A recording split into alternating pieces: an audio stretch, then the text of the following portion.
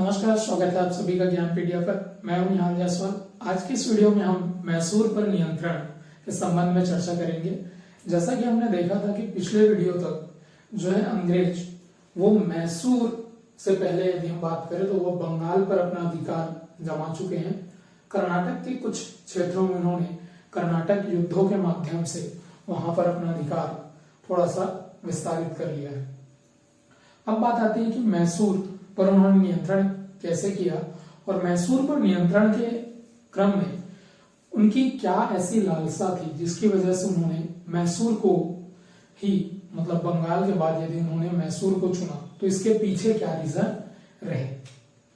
इन सब को समझने के लिए हमको थोड़ी सी मैसूर की राजनीतिक पृष्ठभूमि मतलब मैसूर राज्य जो है वो किस तरह से अस्तित्व में आया, इस सब को हमको समझना होगा। सबसे पहले हम बात कर लेते हैं कि भारत का जो मानचित्र है, जैसा कि हम जान रहे हैं भारत है, तो यहाँ पर मुगल जब दिल्ली सल्तनत मतलब दिल्ली में जब मुगलों का शासन था और मुगल था तो उसी समय दक्षिण के क्षेत्रों में या दक्षिण की ओर हमको दो राज्यों के नाम मिलते हैं या दो साम्राज्यों के, जिसमें एक था विजयनगर साम्राज्य और इसके अलावा यहीं पर एक साम्राज्य था जिसको बोलते हैं बहमनी साम्राज्य। ठीक है, विजयनगर साम्राज्य की जो स्थापना है वो हरियर और बुक्का नाम के व्यक्तियों ने की थी। ये लगभग 1336 के आसपास 1336 ईस्वी के आसपास इन्होंने यहाँ की स्थापना की थी। बहमनी जो था, इस बहमनी के अंतर्गत ही हमको 4-5 जो छोटे छोटे क्षेत्र थे उनके नाम मिलते हैं, जिनमें एक अहमदपुर, दूसरा है गोलकुंडा, एक है बीदर, एक बरार जिसका नाम है बीजापुर। इस तरीके से इस बहमनी साम्राज्य के अंतर्गत या बहमनी के अंतर्गत ये क्षेत्र जिसमें अहमदपुर, गोलकुंडा, बीदर और बरार ये शामिल थे। बाद में हुआ ये कि ये जो बीजापुर, बीदर, गोलकुंडा और अहमदपुर, इन लोगों ने एक गुट बनाया और इस गुट के माध्यम से उन्होंने विजयनगर पर क्या कर दिया, आक्रमण कर दिया। और इस आक्रमण को हम इतिहास की घटनाओं में तालीकोटा के युद्ध के नाम से जानते हैं। तालीकोटा का युद्ध, इस तालीकोटा का युद्ध लगभग ये 1565 ईस्वी के आसपास का समय है। तो तालीकोटा का युद्ध जो हुआ, इस तालीकोटा के युद्ध में विजयनगर साम्राज्य जो था या विजयनगर साम्राज्य यह टूट गया या इसका विघटन हो गया और विघटन होने के फलस्वरूप इसी विघटन से एक राज्य हमको निकल कर आता है। उन्हीं राज्यों में से एक राज्य है मैसूर और इसी के संबंध में हमको पढ़ना है। तो मैसूर राज्य जो था, इस मैसूर राज्य में जो शासन था वो था वाडियार वंश का। वाडियार वंश का शासक हुआ करता था और इस वाडियार वंश के शासक के तौर पर हम देखते हैं कि यहां पर चिक्का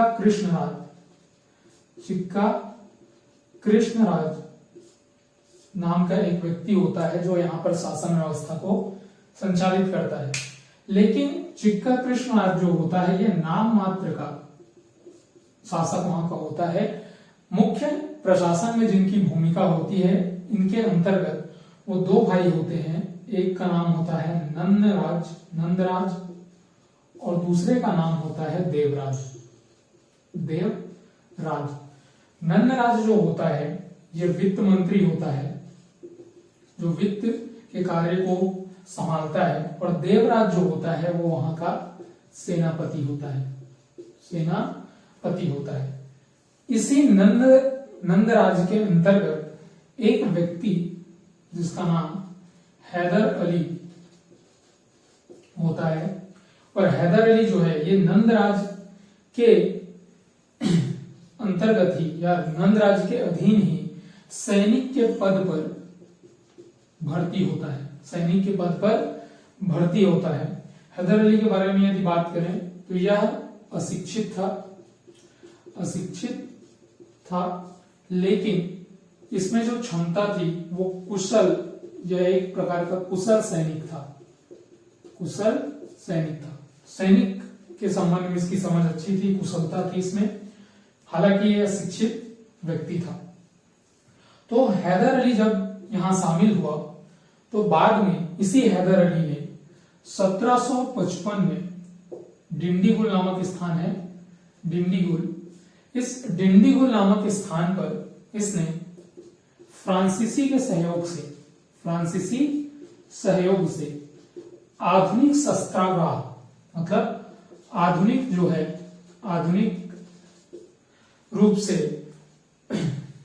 यहाँ पर जो आधुनिक रूप से जितनी भी चीजें हो सकती थी उनको आधुनिक रूप से शस्त्रों के निर्माण के लिए एक शस्त्रागार या शस्त्रों को रखने के लिए एक शस्त्रागार का क्या किया इन्होंने, निर्माण किया 1755 में। इसको पूछा जाता है, इसको याद रखेंगे। 1755 में डिंडीगुल में फ्रांसीसी के सहयोग से इन्होंने आधुनिक शस्त्रों के लिए शस्त्रागार का क्या किया, निर्माण किया। बाद में 1761 में जो था, ये हैदर अली यहां पर नंदराज और देवराज दोनों के प्रशासन से नाखुश हुआ और इसने इन दोनों को, नंदराज और देवराज दोनों को ही सत्ता से या शासन व्यवस्था से संन्यास लेने के लिए मजबूर किया और 1761 में हैदर अली जो है ये यहाँ का शासक बन गया। इस तरीके से 1761 में हैदर अली जो था वो मैसूर का शासक बन करके उभरता है, और जैसे ही वो हैदर अली जो था वो मैसूर का शासक बनता है तो इसके सामने अब कुछ क्षेत्रीय राजवंशों के बीच जो दुविधा की स्थिति थी या क्षेत्रीय राजवंशों के बीच जो आपसी कलह का माहौल था, जहां पर चूंकि 1760 में औरंगजेब की क्या हो जाएगी, मृत्यु हो जाएगी, और औरंगजेब की मृत्यु की वजह से मुगल जो है कमजोर पड़ने लगेंगे, इनके उत्तराधिकारी कमजोर होंगे। तो भारतीय क्षेत्रों में जो है वहां पर शासन के लिए अब जितने भी क्षेत्रीय जो वंश होंगे उनमें आपसी प्रतिस्पर्धा होगी और भारत के विभिन्न क्षेत्रों को जीतने के प्रयास इनके द्वारा किया जाएगा। और इसी क्रम में हम देखते हैं कि मैसूर के साथ विभिन्न क्षेत्रीय वंशों का संघर्ष होता है और इसी का लाभ जो है, उन क्षेत्रीय संघर्षों में अंग्रेज जो है अपना लाभ कमाने की कोशिश करते हैं और इसी कारण से मैसूर और अंग्रेजों के बीच जो है 4 संघर्ष होते हैं, जिन्हें हम आंग्ल मैसूर युद्धों के नाम से जानते हैं, और उसी के द्वारा मैसूर के क्षेत्रों पर अंग्रेजों का नियंत्रण स्थापित होता है। तो ये इतिहास था मैसूर के उद्भव का, या मैसूर किस तरह से बना और वहां का शासक जो है हैदर अली वो किस तरीके से वहां का शासक बना। इसके बाद यदि हम बात करें तो पिछले के वीडियो में मैंने इन चीजों को कवर किया है, हालांकि यहाँ पर फिर से एक बार डिस्कस कर लेते हैं कि ये जो भारत का मैप है वो उस टाइम के तक, जैसे हम बात कर रहे हैं 1764-65 की स्थिति की यदि बात करें, 65 में जा रहे हैं, इलाहाबाद की संधि होती है और इलाहाबाद की संधि के तहत यहाँ का जो बंगाल, बिहार और उड़ीसा वाला क्षेत्र है उसकी दीवानी अंग्रेजों को मिल जाती है और बंगाल पर जो है अंग्रेजों का अधिकार हो गया है 1757, और पूर्ण रूप से यदि अधिकार की बात करें तो 1765-64 में यहां तक अधिकार हो गया है। दूसरी ओर यहां पर कर्नाटक का क्षेत्र है और कर्नाटक के क्षेत्र के ठीक यहां पर एक राज्य है जिसे हम कहते हैं त्रावणकोर, और यह त्रावणकोर जो है वो ब्रिटिश संरक्षित क्या है, राज्य है, ब्रिटिश संरक्षित राज्य इसको हम कहते हैं। तो यह एक ब्रिटिश संरक्षित राज्य है। इसके ठीक ऊपर यदि हम बात करें ये वाला राज्य, ये है मैसूर, ये वही मैसूर है जिस पर हैदर अली क्या कर लिया है, अभी नियंत्रण कर लिया है। और इस मैसूर के पास यदि हम देखें तो ये वाला जो क्षेत्र है ये निजामों का क्षेत्र है। निजाम मतलब ये हैदराबाद क्षेत्र है, हैदराबाद का क्षेत्र है। और ये वाला जो क्षेत्र है जहां यदि हम बात करें, ठीक, तो ये मराठों का क्षेत्र है, मराठों का क्षेत्र है। हालांकि मराठों के अंतर्गत हम देखेंगे कि बहुत सारे रूट हैं, जिनमें हम ग्वालियर के सिंधिया की बात करते हैं, नागपुर के भोंसलों की बात करते हैं, तो यह हम मराठों के अंतर्गत उनको हम देखेंगे। यहाँ पर हम ये समझते हैं कि सिर्फ यहाँ पर किनका शासन है, मराठों का शासन है। यहाँ हैदराबाद के निजाम है। अब जो मैसूर है, ये वाला मैसूर वाला जो क्षेत्र है, ये मुख्यतः कहलाता था मालाबार तट, मालाबार तट। और ये मालाबार जो तट था, ये मसालों के लिए प्रसिद्ध था। ये मालाबार जो तट था, ये मसालों के लिए प्रसिद्ध था। और इसी मैसूर के अंतर्गत एक क्षेत्र था माहे, और ये माहे वही क्षेत्र है जिसे 1725 में यहां फ्रांसीसियों के द्वारा बस्ती बसाई गई थी। तो इस तरीके से हम देख रहे हैं कि मैसूर के अंतर्गत फ्रांसीसी बस्ती है। कहने का मतलब यह है कि फ्रांसीसियों का मैसूर के साथ एक मित्रतापूर्ण संबंध है। तो मालाबार जो तट था वो मसालों के लिए प्रसिद्ध था। अब अंग्रेज जो थे यहाँ आए थे, वो यहाँ पर व्यापार की दृष्टि से आए थे। हालांकि उन्होंने राजनीतिक हस्तक्षेप के द्वारा बंगाल को जीता, और बंगाल को जैसे ही उन्होंने जीता, तो इसकी वजह से बंगाल को जीतने के नाम से उनकी महत्वाकांक्षा जो है वो बढ़ गई, उनका आत्मविश्वास बढ़ गया, और इसी आत्मविश्वास ने इन्हें अन्य क्षेत्रों को जीतने के लिए प्रेरित किया। और इसमें उन्होंने अपनी व्यापारिक दृष्टि से जो लाभ हो सकता था उसको केंद्र में रखा। तो इन्होंने देखा कि जो मसाला था, मसाला व्यापार है, वो बहुत ही लाभकारी व्यापार है। तो इस वजह से उन्होंने मैसूर का जो मालाबार तट है उस पर नियंत्रण स्थापित करने का जो है सोचा, और इसके लिए उन्होंने कुछ नीतियां अपनाई, जिसके अंतर्गत जैसे कि ये मराठों वाले क्षेत्र हैं, ये निजामों का क्षेत्र है, और ये मैसूर, और तीनों जो राज्य हैं वो एक दूसरे के आसपास हैं, सीमा से एकदम लगे हुए राज्य हैं। तो इनमें साम्राज्य विस्तार को लेकर के, चाहे वो निजाम हो, चाहे वो मैसूर के शासक हो या मराठे हो, तो इनके बीच जो होता था, अपने साम्राज्य को विस्तारित करने के उद्देश्य से लेकर के यहाँ तीनों के बीच आपसी संघर्ष होते थे। तो इसी आपसी संघर्ष का लाभ जो है अंग्रेज लेते हैं, और इस आपसी संघर्षों में अंग्रेज क्या करते हैं, बीच में हस्तक्षेप करके उसमें घुस जाते हैं। और इस वजह से अंग्रेज जो है अब मैसूर पर क्या करेंगे, अपना नियंत्रण स्थापित करेंगे। तो यहाँ पर जो निजाम है, मराठे हैं, और मैसूर के जो शासक हैं, उनके बीच आपसी कलह की स्थिति बनी हुई थी, सीमा क्षेत्रों को, विवाद को लेकर के। दूसरी ओर यदि हम बात करें तो एक मराठों के संबंध में याद रखिएगा कि मराठे जो हैं, अभी जो समय है 1761 का समय, इस 1761 में हम देखेंगे कि पानीपत का तृतीय युद्ध होगा, पानीपत का तृतीय युद्ध होगा। और इस पानीपत के तृतीय युद्ध में अहमद शाह अब्दाली जो है, ये मराठों को बुरी तरीके से पराजित करता है, जिसमें सदाशिव भाऊ की मृत्यु हो जाती है। विश्वास राव जो होते हैं मराठों की ओर से, वो लड़ते हुए इसमें उनको मृत्यु हो जाती है उनकी। तो इस वजह से अहमद शाह अब्दाली जो है, यहां से अपार मात्रा में धन संपदा अपने देश ले जाता है, और कहा जाता है कि वो इतना सारा धन लेकर के गया कि उसे अपने क्षेत्र में या अपने राज्य में जो है कर लगाने की आवश्यकता उस समय नहीं पड़ी। तो अहमद शाह अब्दाली जो था, उसने मराठों को इसी समय क्या कर लिया, 1761 में पराजित कर दिया है। तो मराठों को जब इन्होंने पराजित किया, अपार धन संपदा लूटी, तो मराठे क्या हो गए, मराठों के पास धन की अब क्या हो गई है, कमी हो गई है। दूसरी ओर निजाम जो है ये अपना साम्राज्य का क्या करना चाहते हैं, विस्तार करना चाहते हैं। तो इसी साम्राज्य विस्तार और मराठों की धन की जो कमी थी, इसी को आधार बना करके अंग्रेज कहते हैं कि मराठे और निजाम के साथ मिलकर के वो क्या बना लेते हैं, त्रिगुट बना लेते हैं। और इस त्रिगुट बनाने के साथ ही वो मैसूर पर आक्रमण करते हैं और इसी से प्रथम आंग्ल मैसूर युद्ध की प्रथम आंग्ल मैसूर युद्ध जो है प्रारंभ हो जाता है।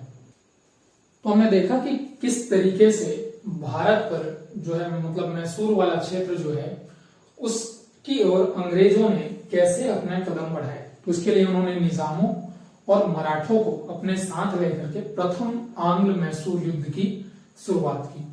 तो सबसे पहले हम बात करते हैं प्रथम आंग्ल मैसूर युद्ध की, आंग्ल मैसूर युद्ध की। ये प्रथम आंग्ल मैसूर युद्ध जो हुआ यह 1767 से लेकर के 1769 तक होगा।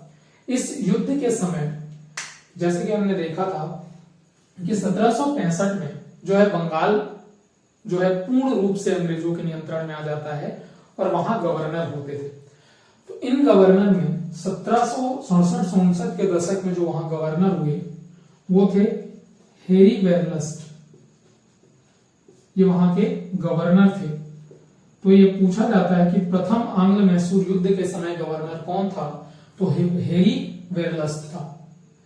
अब इसकी कारण क्या हुआ, किस कारण से ये युद्ध हुआ, तो कारण यह था कि जो अंग्रेज थे वो आत्मविश्वास से भरे हुए थे और इसके साथ उनकी व्यापारिक महत्वाकांक्षा, जिसकी वजह से अंग्रेजों ने मराठा को धन का लालच दिया और दूसरी ओर निजामों को कुछ क्षेत्र देने का लालसा इन्होंने दिया और इनके द्वारा तीनों ने मिलकर के त्रिगुट बनाया गया और तीनों मिलकर के हैदर अली जो कि मैसूर का शासक था, इस मैसूर पर इन्होंने क्या किया, आक्रमण किया।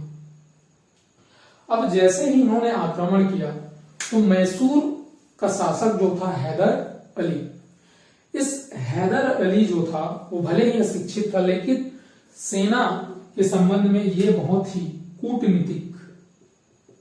कूटनीतिक व्यक्ति था और इसको सेना की या सैन्य जानकारी अच्छी खासी थी और इसी वजह से इसने अपनी कूटनीति का प्रयोग किया और मराठों को, जो मराठे थे, इनको कहा कि हम आपको धन संपदा देंगे, आप अंग्रेजों के पास मत जाइए।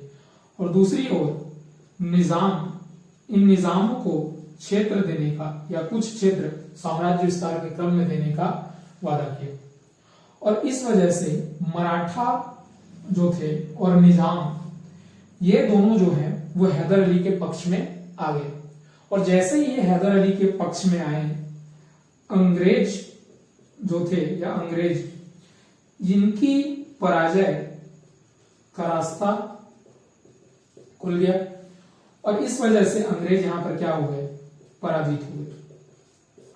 क्योंकि ये त्रिगुट था, यहां पर मराठा निजाम और इसके अलावा हैदर अली, और हैदर अली जो था बहुत ही सैन्य रूप से एक निपुण व्यक्ति था।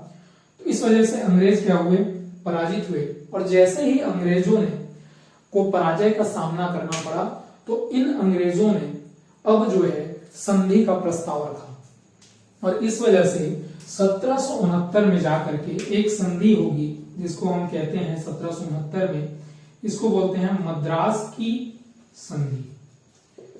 मद्रास की संधि होती है और इस मद्रास की संधि में यह तय किया जाता है कि जो भी क्षेत्र मैसूर के शासक द्वारा जीता गया है वो अंग्रेजों को दे दिया जाएगा और अंग्रेजों के द्वारा जो जीता गया क्षेत्र है वो मैसूर के शासक को दे दिया जाएगा। हालांकि यहाँ पर अंग्रेजों द्वारा कोई क्षेत्र उतना जीता गया नहीं होता है। दूसरा, अंग्रेज जो थे इन्होंने यह घोषणा की कि यदि मैसूर राज्य पर किसी भी अन्य शक्ति का आक्रमण होता है तो वो क्या करेंगे, अंग्रेज जो हैं वो सैन्य सहायता मैसूर के शासक को प्रदान करेंगे। ये जो था वहां पर मैसूर के शासक के द्वारा अंग्रेजों को उनका क्षेत्र वापस किया गया और अंग्रेज के द्वारा मैसूर का जो क्षेत्र था, इस मैसूर के क्षेत्र में किसी भी अन्य शक्ति के आक्रमण, जो कि क्षेत्रीय शक्ति थी, इनके आक्रमण के समय अंग्रेजों के द्वारा सैन्य सहायता मैसूर को प्रदान किए जाने की बात कही गई। और जैसे ये सारी चीजें होती हैं, ठीक है, वैसे ही इस मद्रास की संधि से जो है प्रथम आंग्ल मैसूर युद्ध की समाप्ति हो जाती है। और इस आंग्ल मैसूर युद्ध में या प्रथम आंग्ल मैसूर युद्ध में किसका पलड़ा यदि भारी था तो वो था हैदर अली। और हैदर अली के बारे में 2-3 फैक्ट याद रखेंगे कि यह प्रथम ऐसा शासक था जिसने अंग्रेजों को पराजित किया। प्रथम भारतीय शासक था जिसने अंग्रेजों को क्या किया, सैन्य युद्धों में पराजित किया। दूसरी ओर ये हैदर अली वही है जिस पर मराठा जो थे पेशवा, मराठा पेशवा माधव राव आक्रमण करेंगे और आक्रमण करने के फलस्वरूप माधव राव जीत जाते हैं। और इस वजह से इनको चौथ देने के लिए, मतलब हैदर अली को चौथ देने के लिए विवश किसने किया था या किस मराठा शासक ने किया था, तो याद रखेंगे मराठा पेशवा माधव राव ने इनको चौथ देने के लिए जो है दबाव इन पर बनाया था, आक्रमण करके उनके क्षेत्रों को जीत लिया। तो यहां पर बात आती है कि चौथ क्या है। तो चौथ एक प्रकार का मराठा के समय में लिया जाने वाला कर था और ये कर इस प्रकार से लिया जाता था। एक सरदेशमुखी भी था, तो सरदेशमुखी कर जो होता था वो मराठा के जो क्षेत्र थे उन क्षेत्रों से मराठा सरदारों के द्वारा, जो सरदेश देशमुख होते थे, वो अपने क्षेत्र से जितना आय लेते थे उनका 10% जो होता था पेशवा को देते थे, तो वो था सरदेशमुखी। चौथ का मतलब है वो क्षेत्र जो मराठा क्षेत्र के बाहर थे या मराठा राज्य से बाहर थे, उन क्षेत्रों से जो कर मराठा आक्रमण करके वसूलते थे उनको कहा जाता था चौथ कर।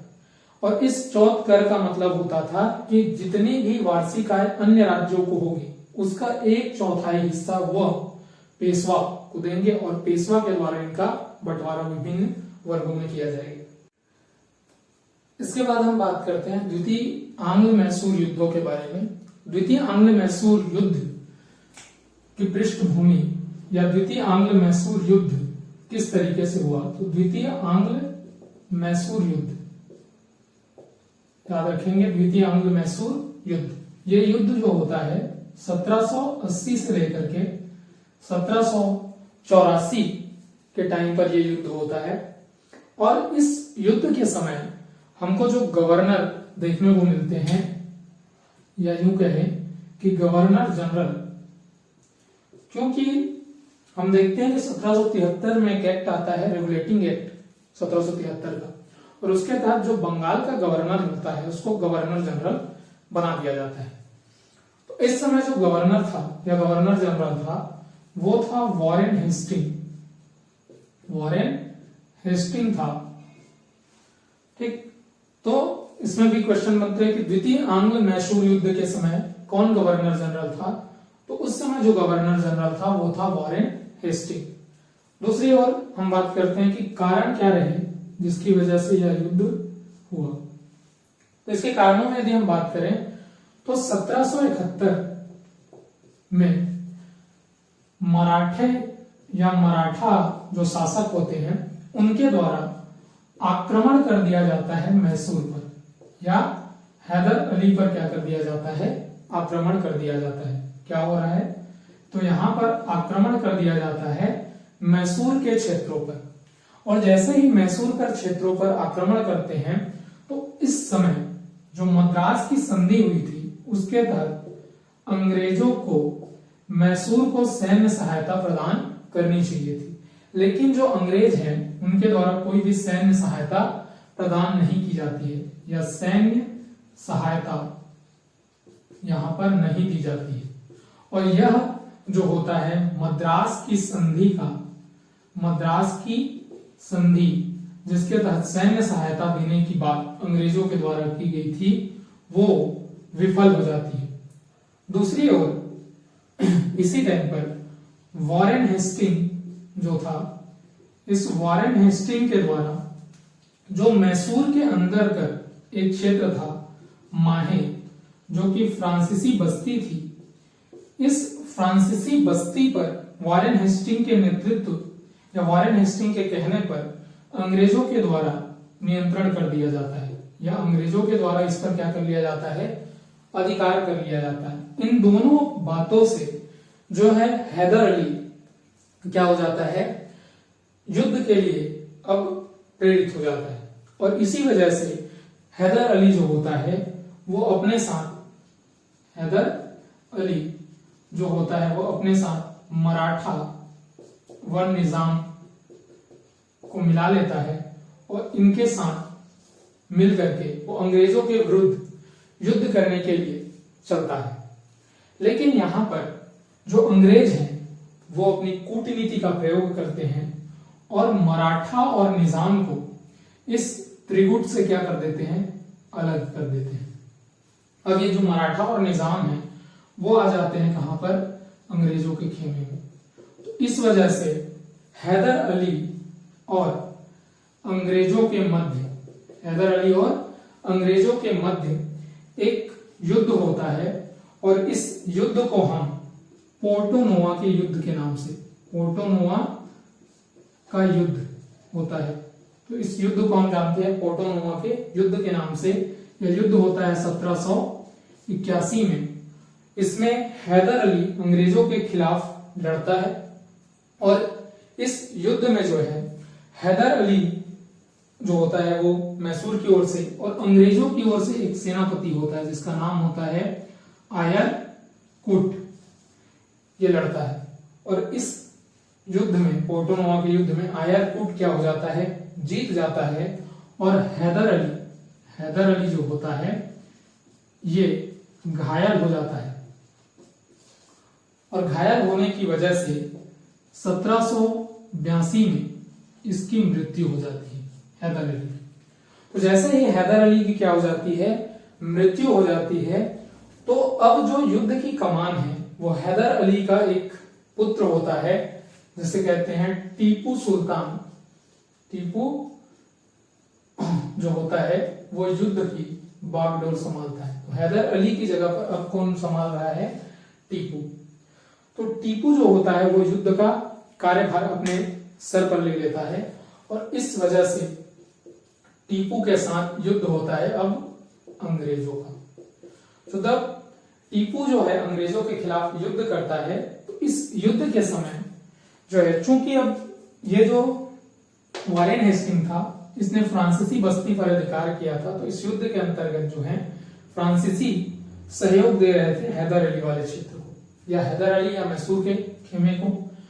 तो टीपू जब युद्ध करने आता है तो उस समय फ्रांसीसी, यूरोप में क्या होता है, एक संधि होती है और इस संधि के तहत जो है फ्रांसीसी टीपू का साथ छोड़ देते हैं और इस वजह से टीपू जो है कमजोर पड़ जाता है और टीपू को जो है 1784 में अंग्रेजों के साथ क्या करनी पड़ जाती है, संधि करनी पड़ जाती है और इसी संधि को नाम दिया जाता है मंगलोर की संधि। मंगलोर की संधि तो ये होता है 1784 में। पहली संधि हुई थी मद्रास की संधि 1769 में, जो कि प्रथम आंग्ल मैसूर युद्ध के दौरान हुआ था। द्वितीय आंग्ल मैसूर युद्ध के दौरान जो संधि होती है उसे मंगलोर की संधि कहते हैं। तो इनको याद रखने के लिए हमको लास्ट में ट्रिक देखनी पड़ेगी, ठीक। तो हम यहाँ पर ये याद रखते हैं कि मंगलोर की संधि जो है द्वितीय आंग्ल मैसूर युद्ध के दौरान हुई थी। इसके बाद बात आती है तृतीय आंग्ल मैसूर युद्ध की। तृतीय आंग्ल मैसूर की यदि हम युद्ध की बात करें तो ये होता है 1790 से लेकर के 1792 तक तृतीय आंग्ल मैसूर युद्ध होता है। इस तृतीय आंग्ल मैसूर युद्ध के दौरान यदि हम गवर्नर की बात करें या गवर्नर जनरल की, ये गवर्नर जो होता है इस समय होता है लॉर्ड कॉर्नवालिस। तो लॉर्ड कॉर्नवालिस जो होता है वो तृतीय आंग्ल मैसूर के समय गवर्नर के पद पर आसीन होता है। और इसका यदि हम कारण की बात करें तो कारण सीधा सीधा था कि जो मंगलोर की संधि हुई थी, मंगलोर की जो संधि हुई थी जो 1784, इस मंगलोर की संधि से जो टीपू था या टीपू सुल्तान जो था, ये क्या था, इस मंगलोर की संधि से असंतुष्ट था, या इसके लिए ये जो संधि थी वो असंतोषजनक थी। और इस वजह से टीपू सुल्तान ने पत्र व्यवहार किया दो लोगों से, जिसमें एक कुस्तुनतुनिया जहां हम जानते हैं कि यहां तुर्कियों का शासन था, और दूसरी ओर फ्रांसीसियों से भी इसने क्या किया, पत्र व्यवहार किया।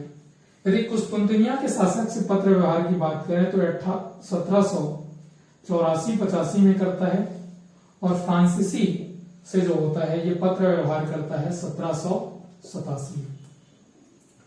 और इसी क्रम में वो फ्रांसीसियों से जुड़ता भी है, लेकिन ये 1784 का है जहां पर ये दोनों से पत्र व्यवहार करता है। दूसरी ओर अंग्रेज जो थे, इस अंग्रेजों को मतलब ब्रिटिश संसद में एक अधिनियम पारित होता है 1784 में, पिट्स इंडिया एक्ट। और इस पिट्स इंडिया एक्ट के तहत ये कहा जाता है कि अब जो है अंग्रेजी कंपनी या ब्रिटिश कंपनी जो है अपने साम्राज्य विस्तार के लिए, मतलब अपने साम्राज्य को विस्तार देने के लिए किसी भी अन्य क्षेत्र को जीतने का प्रयास नहीं करेगी। लेकिन इस नियम की अनदेखी करते हुए लॉर्ड कॉर्नवालिस जो होता है, लॉर्ड कॉर्नवालिस जो होता है वो इनकी अनदेखी करते हुए मराठा व निजाम के साथ मिलकर के एक त्रिगुट का निर्माण करता है। मराठा और निजाम से मिलकर के त्रिगुट का निर्माण करता है।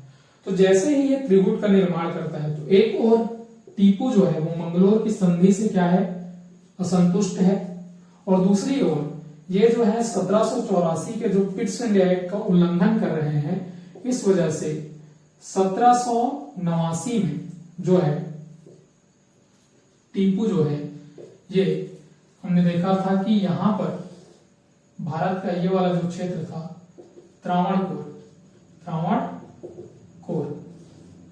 इस त्रावणकोर पर जो है टीपू आक्रमण कर देता है और त्रावणकोर को क्या कर लेता है, जीत लेता है। चूंकि त्रावणकोर जो था वो ब्रिटिश संरक्षित राज्य था, त्रावणकोर क्या था, एक ब्रिटिश संरक्षित राज्य था, तो बदले में अब अंग्रेज जो है वो भी कार्यवाही करेंगे, सैन्य कार्यवाही। तो 1789 में टीपू ने किसको जीता, त्रावणकोर को, और ये ब्रिटिश संरक्षित राज्य था। कौन सा राज्य था, ब्रिटिश संरक्षित राज्य था। तो त्रावणकोर पर ब्रिटिश संरक्षित राज्य होने के कारण इनका आक्रमण हुआ और टीपू ने त्रावणकोर को जीत लिया। तो बदले में जो अंग्रेज थे, इन अंग्रेजों ने जो है टीपू सुल्तान की राजधानी श्रीरंगपट्टनम पर क्या डाला, घेरा डाल दिया। इस पर क्या डाला, घेरा डाल दिया। और जैसे ही अंग्रेजों ने टीपू की राजधानी श्रीरंगपट्टनम पर क्या डाला, घेरा डाला, तो बाद में अंततः जो है टीपू सुल्तान को विवश होना पड़ा, और टीपू सुल्तान को विवश होकर के एक संधि करनी पड़ी, और इसी संधि को हम जानते हैं श्रीरंगपट्टनम की संधि। श्रीरंगपट्टनम की संधि, ये थी श्रीरंगपट्टनम की संधि। और इस श्रीरंगपट्टनम की संधि जो हुई, ये हुई थी 1792।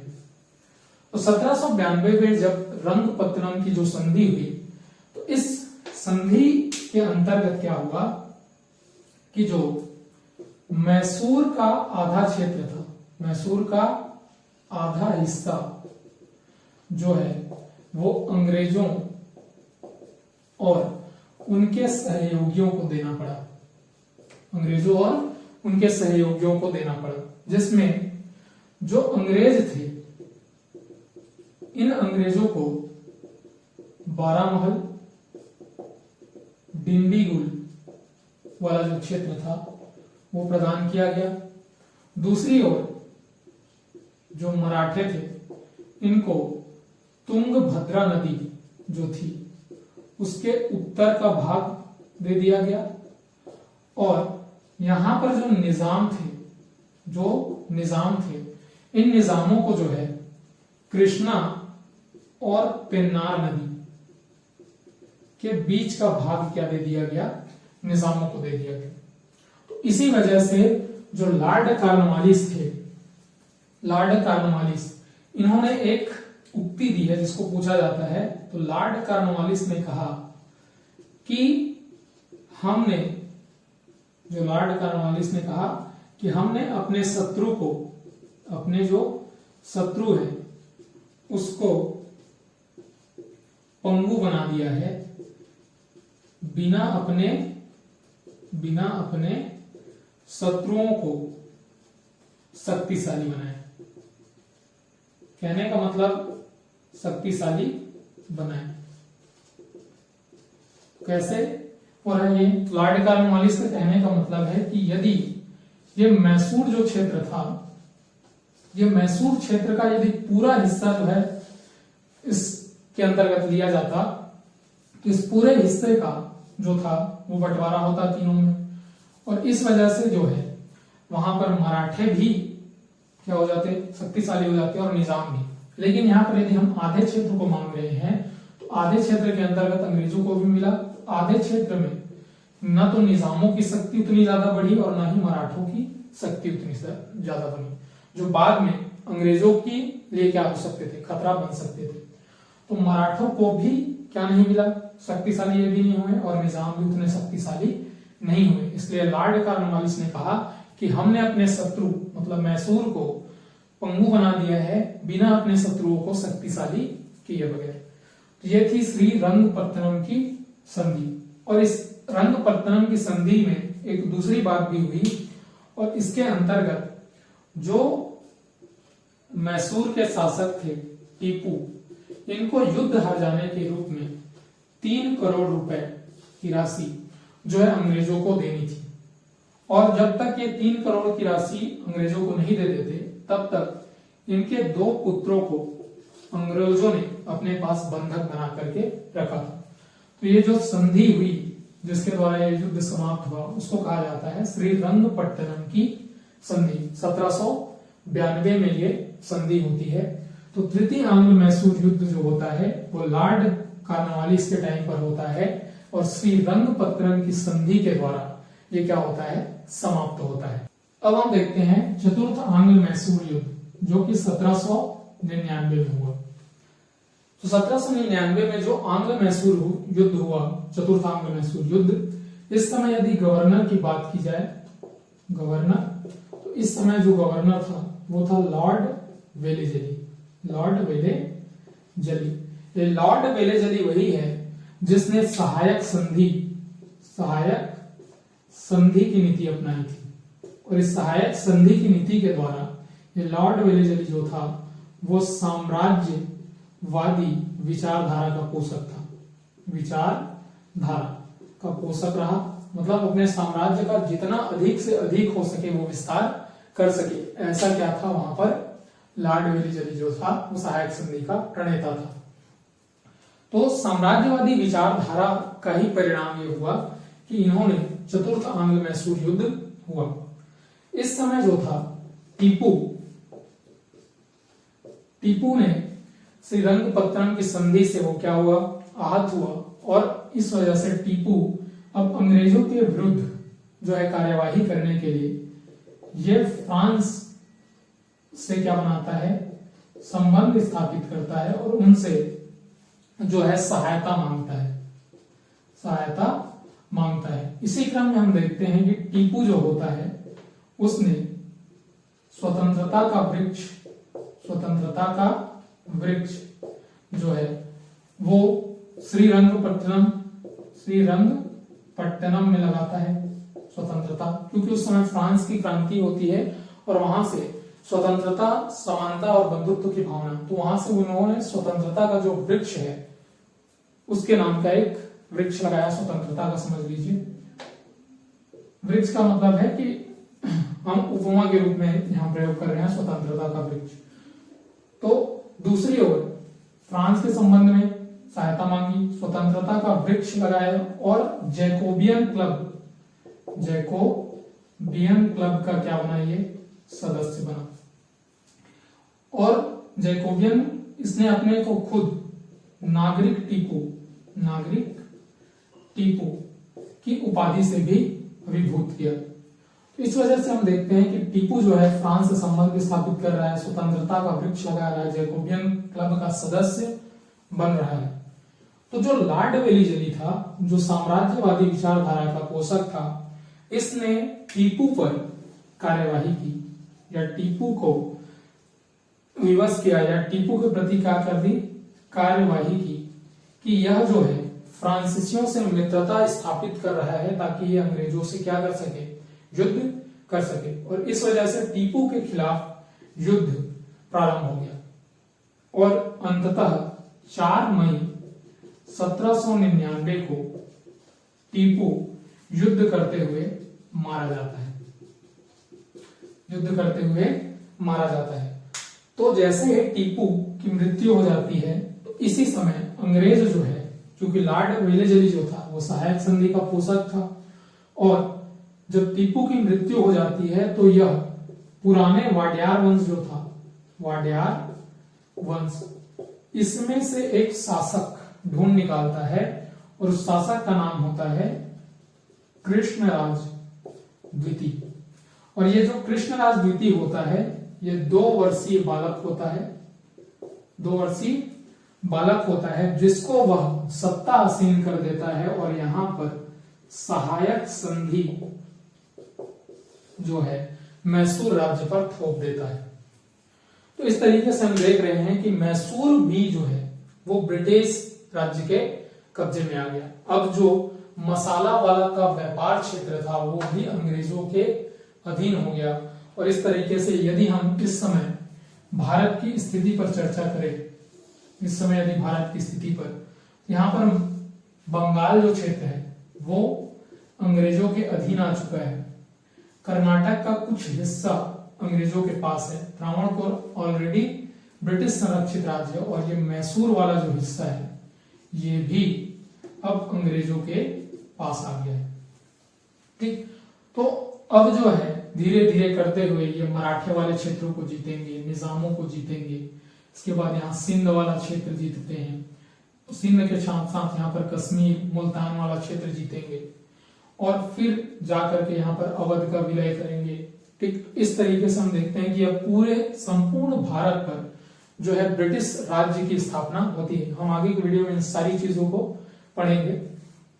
तो यहाँ पर हम चतुर्थ आंग्ल मैसूर युद्ध के द्वारा मैसूर पर जो है नियंत्रण कर लिया गया। तो हमने कहा था कि हम जो है जो संधि हुई उसका ट्रिक आपको बताएंगे। तो इसके लिए हमको याद रखना है मामा रंग।